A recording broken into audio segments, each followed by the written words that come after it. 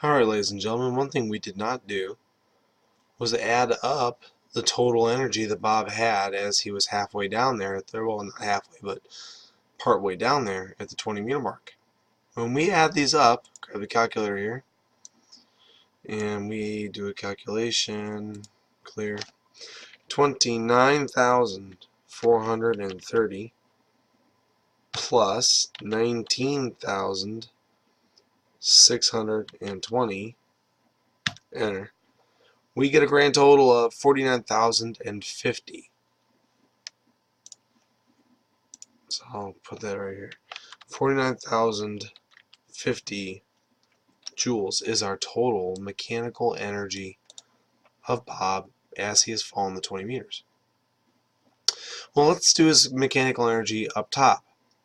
Go ahead now and figure out his kinetic and potential energy as he stands on top of the bridge, recalling that the bridge is 50 meters high. Go ahead, calculate. Go. Again, I'll give you 5 seconds, and then I'll start doing this again. Calculate.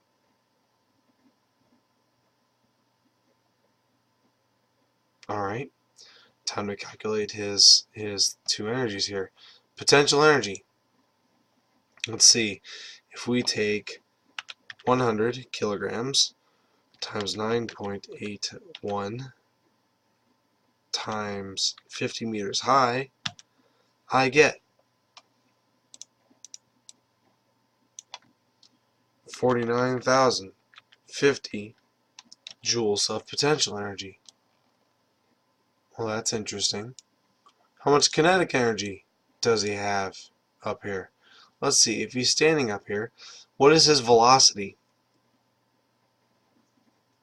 Hopefully you said 0. Well, if I real quick calculate his kinetic energy, I calculate 0 times 100 times half.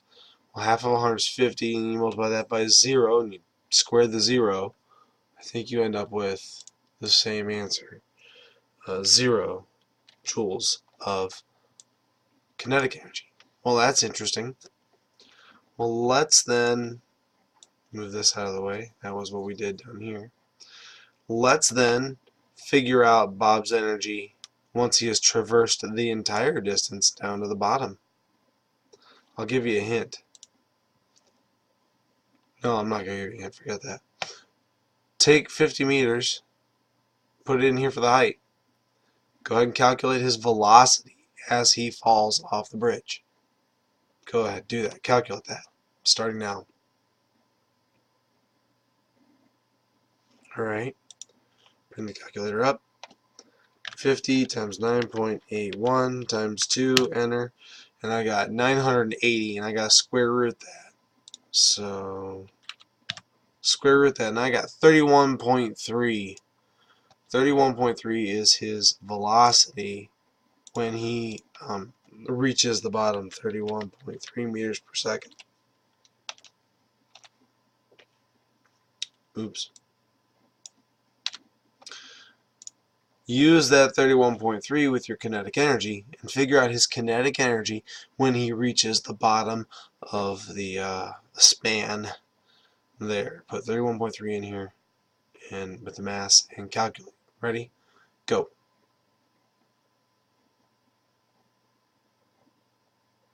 Alright, I'll help you calculate now. 31.3, square it, and then multiply times 100 for the mass, times a half. Interesting, if you can read on that calculator screen there, it says 49,050 joules. That's his kinetic energy. Well, how big is his potential energy then? With his height being 0. If I take 0 times g times 100, I believe that comes out to 0. 0 joules of potential energy. So there's something we can say here. What happens to Bob's energy while he is in the process of falling off this cliff?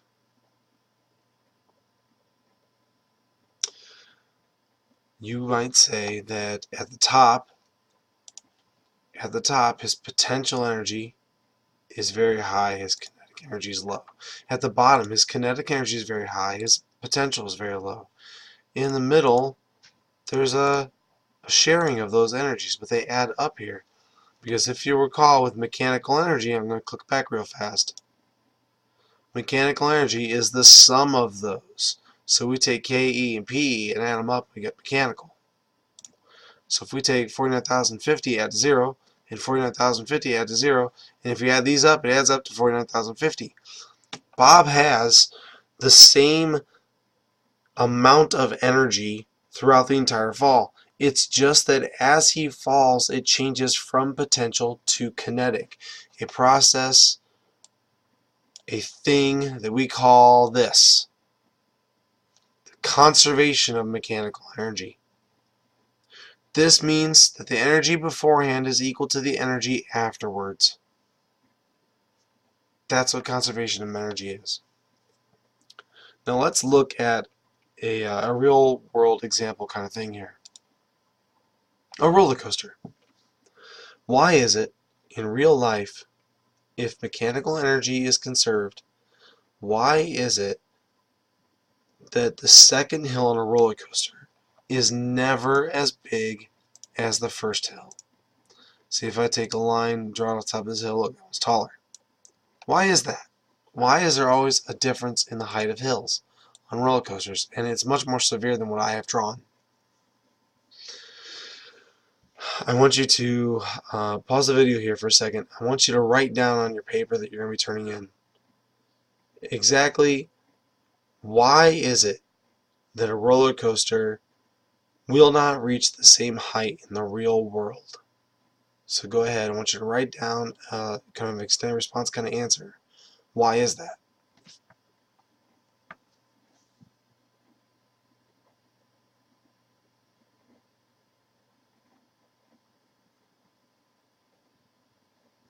Is everybody done now? You can pause the video if you need to.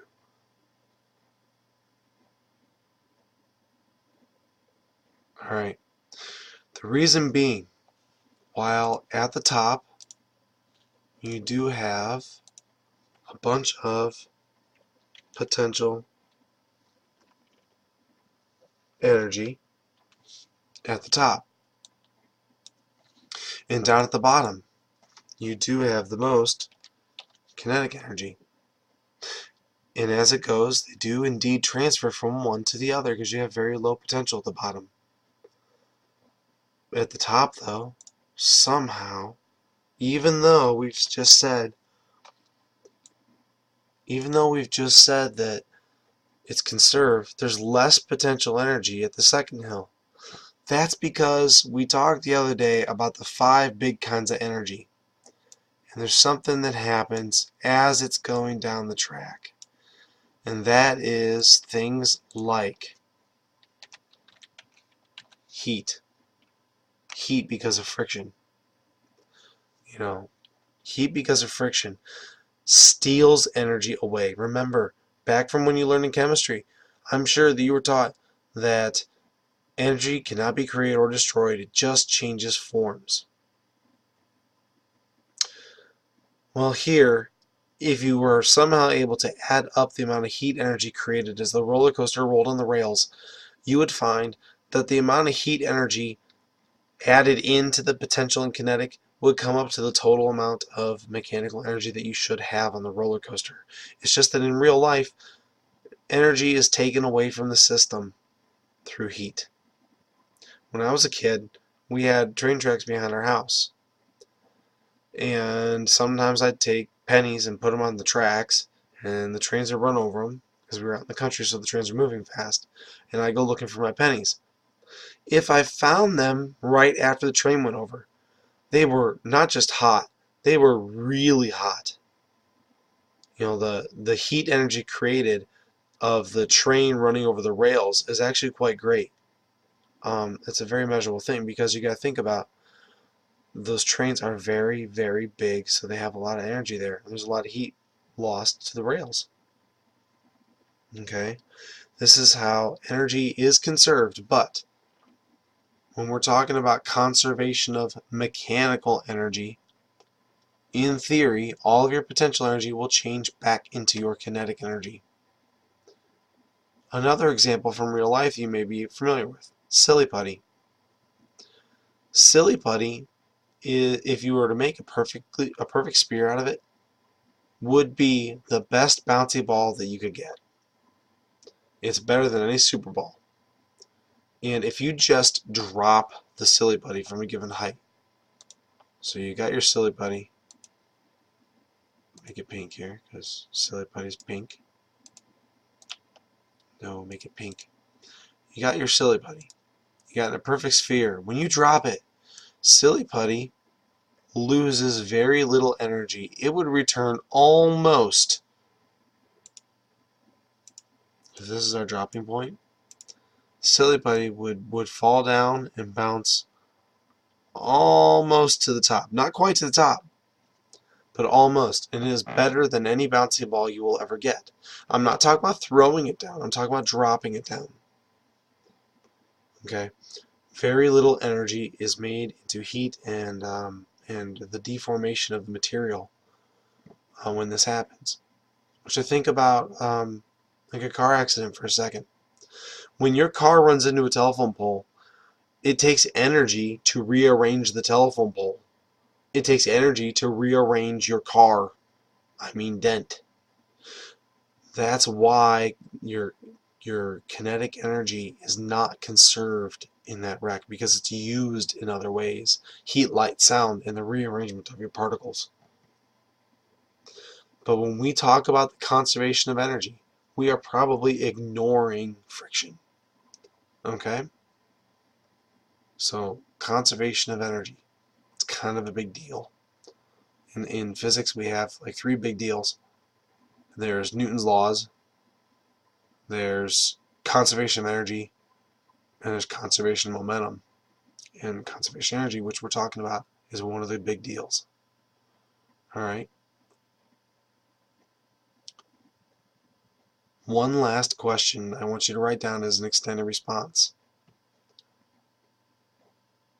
I want you to describe what is happening to the energy in your pencil as you drop it from your desk to the floor.